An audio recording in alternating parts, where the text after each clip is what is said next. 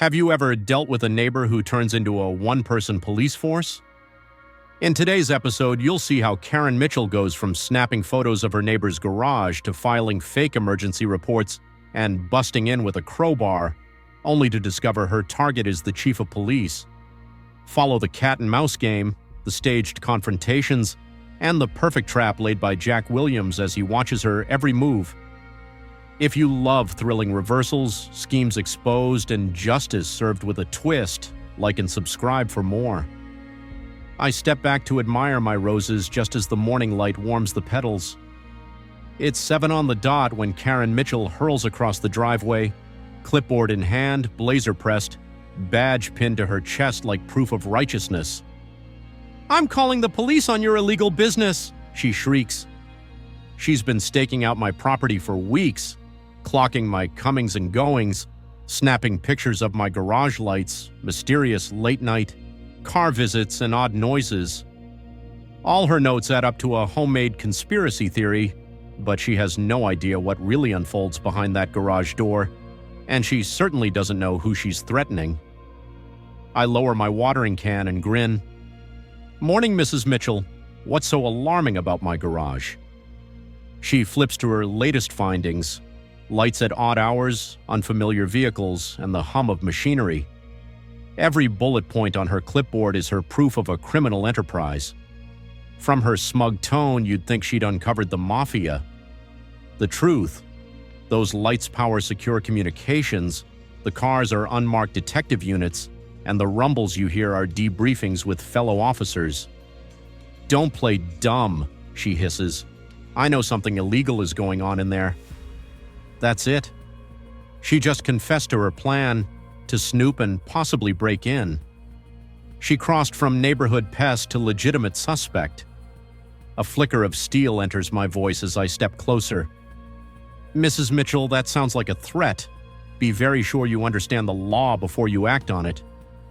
She falters, then glares. "We'll see who's got real authority here." She stalks off triumphant. I take a moment to note the timestamp. 7:15 a.m., evidence collected. The next morning at 6:45, she's back at her usual stakeout point, binoculars raised, clipboard at the ready. "Lights on since 5, she announces loudly as I step out for coffee. The neighbors peek from behind curtains, intrigued by her daily performance. I stretch leisurely, letting her paranoia deepen. "Good morning, Karen. Beautiful sunrise, isn't it?" She marches over. "I want details on your garage hours, your traffic patterns, and what you're hiding." I feign reluctant cooperation. Like I said, it's security consulting. Some clients need absolute discretion. You know how sensitive that can be. Her eyes spark with triumph. "What kind of clients need meetings at your house? Drugs, weapons, a smuggling ring?" I reach for my phone, let her glimpse a case number before pocketing it. Client confidentiality is key. Maybe ask the proper authorities if you really want confirmation. Subtle enough to sow doubt, but heavy with meaning. Those authorities are federal, not HOA. Across the street, Mrs. Sarah Thompson emerges, curious. "Is everything okay?" "Perfect timing," I say warmly. "I was just explaining my work to Karen. Care to add your perspective, Mrs. Thompson?" Sarah gives me a puzzled look. "I've seen cars come and go, but nothing that worried me. Jack's never been a problem." Karen explodes. "You're not paying attention. I've got dates, times, license plates, photos of soundproofing. This is way beyond residential."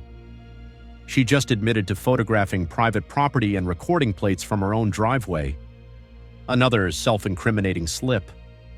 I warn softly, "Be mindful of the legal line you're crossing, Karen." She puffs up, fanatical. "I'll find out the truth one way or another." She storms off. Witnesses have seen her threat, evidence mounting. Day 3, 7 a.m. Karen stands at my door with a homemade HOA inspection form, wrong fonts, amateur stamp, and demands access to my garage in the name of building code enforcement. I check her papers and spot the forgery instantly. "Interesting certificate. I'd like to verify it with proper channels." She threatens fines. I lean in, coffee mug in hand. If you're serious, show me the specific code you cite. Otherwise, I'll verify with the city officials who actually hold that authority. Her bravado cracks. You must let me in. If you have real jurisdiction, let's confirm it. Otherwise, you risk obstructing the law. I step aside, feigning concern. Shall we call the city inspector right now? Her lips tighten. She snaps the folders shut, clenches the corner of her clipboard, and stalks away, muttering promises of alternative measures. That's my cue. Mrs. Mitchell just threatened illegal entry. I call Detective Sarah Martinez to request discreet surveillance. Unmarked vehicles slip into position. Cameras are installed at every angle around my garage. Dispatch tags any 911 calls from her number for tape.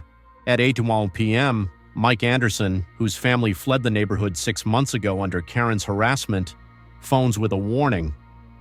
She did this to us: surveillance, false code violations, then a fake gas leak 911 call so she could force her way in. He agrees to a sworn statement.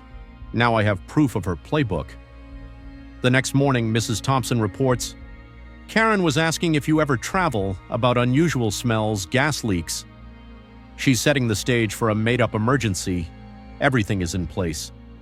Karen will call 911, cite an explosion and chemical odors, claim lives are at risk, and demand entry as a rescue. The fire trucks and cops will arrive to find a terrified bystander, her, and an allegedly empty garage. I arrange my own schedule to fit her plan. I make my exit around 8:15, loading my briefcase just like always, then circle the block. I slip in through the back, hide inside the garage, and monitor the cameras. At 8:45 a.m., I watch through the service window as Karen emerges, clutching index cards full of her practiced panic script. Each line, explosion, chemicals, potential drug lab, perfectly crafted to summon emergency responders. She times her run, times her approach, even practices photographing the interior. She dials 911. I hear her rehearsed distress. There's been an explosion at 142 Maple Street. I smell chemicals, maybe a drug lab. The garage is locked. Someone might be hurt inside. Dispatch mobilizes fire and police units. She begs to go in herself, citing HOA keys and first aid training. They refuse. She hangs up, whips out a crowbar, and within 90 seconds pries open the service window. She drops inside, camera clicking away at my radio sets, filing cabinets, locked cases, computer monitors, all standard police gear. Jackpot, she whispers. I knew it. He's hiding something massive. I step out of the shadows in full uniform, badge gleaming, sidearm visible. Looking for something, Karen? She freezes, eyes wide. I announce, Police Chief Jack Williams, City of Sunset Hills. I've been waiting for you. Her jaw drops. But you're just the neighbor. You can't be. I'm the one you called the police on, I say. You filed a false emergency. You broke in. You tried to steal federal case files. I trigger the playback of her own 911 call, her voice accusing, explosion, chemicals, drug lab. The dispatch transcript confirms her lies. I play the security footage of her prying the window, dragging herself in, snapping pictures. False report of emergency, I intone. Penal Code 148.5. Up to 3 years state prison. Breaking and entering. Penal Code 459. 2 to 6 years. Attempted theft of government property. You're under arrest, Karen Mitchell.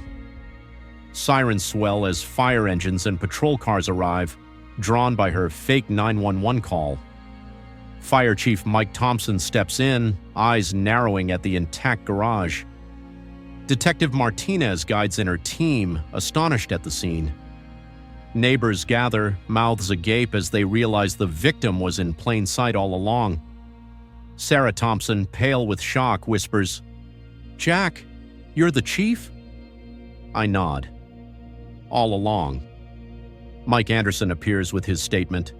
She did the same to us. His testimony cements the pattern. Systematic stalking, fraudulent emergencies, forced entries, harassment campaigns.